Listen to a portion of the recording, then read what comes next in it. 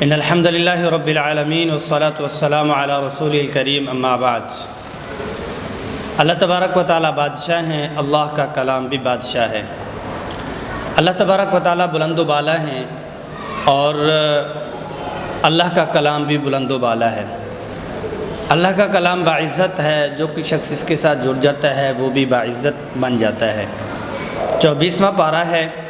24ویں پارے میں سورۃ زمر کا ایک حصہ ہے، سورۃ مومن ہے اور حامیم سجدہ کی ابتدائی آیات اور رکوع ہے۔ سورۃ زمر میں اللہ تبارک و تعالیٰ نے اپنی ربوبیت کا بتلایا کہ تمام کائنات کی ہر ایک چیز پہ اللہ کی قدرت ہے، اللہ ہی رب ہے۔ اللہ نے اپنی رحمت کی وسعت کا بتلایا ہے کہ وَلَا تَقْنَطُوا مِن رَحْمَتِ اللَّهِ، اللہ کی رحمت سے مایوسی کبھی نہیں ہے۔ سب سے بڑا کفر اور سب سے بڑا سنگین گناہ وہ مایوسی ہے، اللہ کی رحمت سے مایوس نہیں ہونا۔ اور ساتھ ہی میں جو مومنین ہیں ان کا بھی بتلایا گیا کہ ان کو کیا پروٹوکول اور اعزاز سے نوازا جائے گا۔ وَسِيقَ الَّذِينَ اتَّقَوْا رَبَّهُمْ، اور کافروں کا انجام بھی بتلایا گیا۔ وَسِيقَ الَّذِينَ كَفَرُوا إِلَى جَهَنَّمَ زُمَرًا۔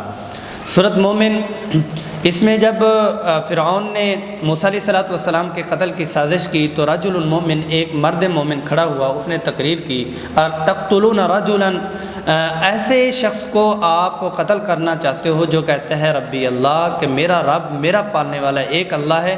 اللہ جل جلالہ کو ان کی ایسی ادا پسند آئی کہ قرآن مجید کا حصہ بنایا اور قیامت تک اس کی تلاوت کی جائے گی۔